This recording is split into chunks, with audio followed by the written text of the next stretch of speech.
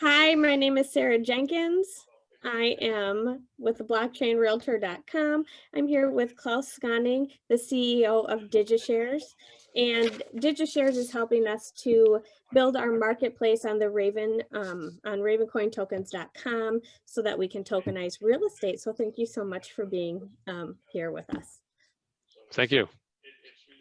I am just going to dig in. I've got a few questions.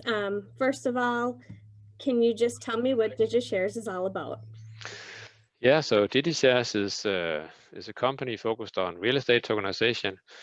We provide a white label platform supporting the processes related to financing real estate, the ongoing corporate management of the shareholders and the ownership structure, and also trading of real estate assets. So we have a platform that we've been working on for several years that we've deployed in a number of cases, and we're quite happy with. That's what we do. So awesome. Can you help companies internationally? Yeah, we can. We are a very an international company ourselves. We actually have employees in 6 different countries and customers, I think, on 4 different continents or something like that. And many of our customers or white label partners are also international and want to reach or tap into international investors. So that's actually quite often the case. And I think that tokenization in itself lends itself well to that process, because we can build the compliance, the governance into the token structure itself and make it easier to go international and tap into our foreign investors for your projects. Yep. Wonderful. If we have a customer signing up on Ravencointokens.com, can you tell me what they might experience or kind of walk through that process?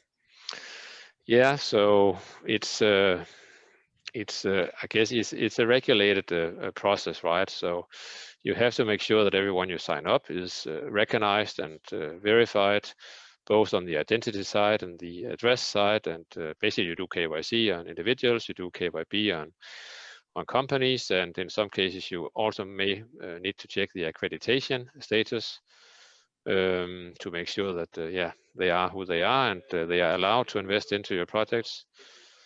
You also have to check that if they are transferring large amounts, they are not money laundering. So there's a number of things you have to be careful with. But otherwise, they basically sign up on the platform, and you or a third-party specialist can verify their identity and make sure, basically validate them. Then you as administrator can approve them to access the system and get into it. Then you can present a number of different projects for them to invest into, and they can basically pick and choose and invest into the assets that they really like and have a yield that is interesting for them in order to diversify their investment. The purchasing process, of course, can facilitate payments both with fiat or with crypto. It's configurable and customizable. You can also ask them to sign a subscription form or purchase agreement as part of the process in order to make it more compliant. And then once they are invested, they can see their portfolio in the system, and they can also trade with other shareholders and with new potential investors in the same property using the bulletin board marketplace. So long answer, but that's basically what they can do. Yep. Yep. Awesome. How does somebody pay for tokens? Yeah, that's fully customizable, and we have different, I would say, payment channel providers, and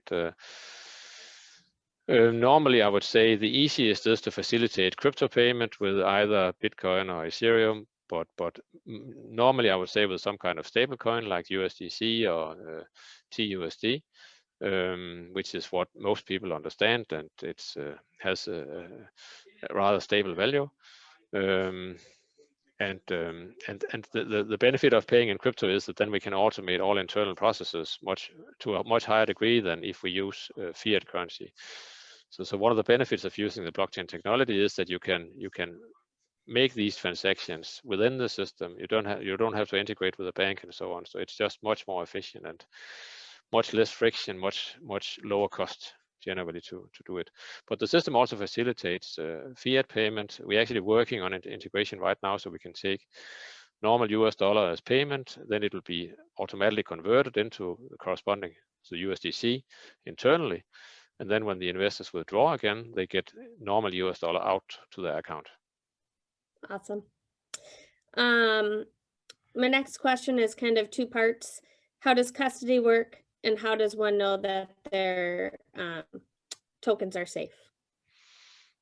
Yeah, that's a really good question that I could spend an hour to respond to, I think.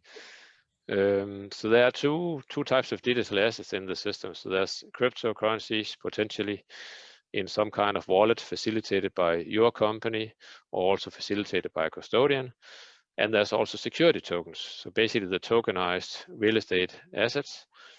And let's take the latter first, because it's the easiest actually. So the security tokens, or the real estate backed tokens in the system, you don't really need a custody for that, I would say, because they are very difficult to steal. And even if you could steal them, we can always freeze the tokens that are in the incorrect wallet and then reissue to the correct wallet. Because it's basically a security. So by law, we are forced to be able to reissue tokens that have somehow been lost, or someone has lost a private key to, or they have been somehow ended up in the wrong wallet. So that's number one. Number two is that you can't steal them because you need to be whitelisted in the system to be able to have them in your wallet. So the thief would have to whitelist himself first and be verified by you, and then he could steal them, but you would know the identity of the thief then. So for the security tokens, custody, we don't really see custody as super important, I would say. But you need to have custody for the other digital assets in the system. If you have Bitcoin or USDC or Ethereum, you need to have a custody provider to keep them safe, like a Coinbase or BitGo or Prime Trust. So working with a company, crypto custodian, is similar to a bank, and they keep the assets safe for you, and they also take the legal responsibility for it. So you don't have to get a license to keep the funds. You can allow them to do it. And they have, of course, much better control over keeping the assets secure and safe than we do or you do. So it's important for you to be able to outsource that liability and that responsibility to someone else. Yep. How do dividends work in your system? Sorry. It's quite simple actually. So you basically type into the system how much you want to pay out. Click a button, and then it's paid out to all the investors, all the shareholders. So it's just divided out based on their share holdings. So each get the correct ratio of dividends or interest. You can do it as often as you like. You can do it in fiat and in crypto. If you do it in crypto, it's easier because then we can automate the process. You just click a button and it's paid out instantly to 1,000 investors. If you want to do it in fiat, normal US dollar, we cannot automate the process. It then becomes a manual process, and the system will just give you instructions, and you have to do it then from your bank account. Okay. So we prefer crypto, and you will too. Yes, I think so. I have to ask, is this your first project using the Ravencoin network, and are you excited about all the support you're seeing from the Raven community? I know I am. Yeah, I am too. It is the first project we're doing, and we've actually been in the Ethereum camp until now. I think most tokenization projects are still done on Ethereum, but for obvious reasons, it's really interesting to consider other other blockchains such as Ravencoin, and we actually heard a lot of good things about Ravencoin and the ability to just make transactions much less expensive and much faster, much more efficient. Is really attractive, and we also almost completed the migration over to Ravencoin, so we can fully support it in just I think something like next week. So it wasn't complicated either, and it was easy to work with, and generally we are quite excited about it, and looking forward to be a part of the community. It's very exciting. Is there anything else that you'd like to add or share with us, or any, future projects you have coming up that you want to tell us more about? Yeah, good question. We are slowly starting to tap into the DeFi ecosystem, so we want to make it possible for real estate developers to provide their assets as collateral for DeFi lending. We think this will be actually a huge part of the value proposition in the future of tokenization. And we also work trying to improve the liquidity. So of course we provide a marketplace within the system that can give some degree of liquidity, and we also have the regulator security token exchanges coming forth with the T0 in the lead.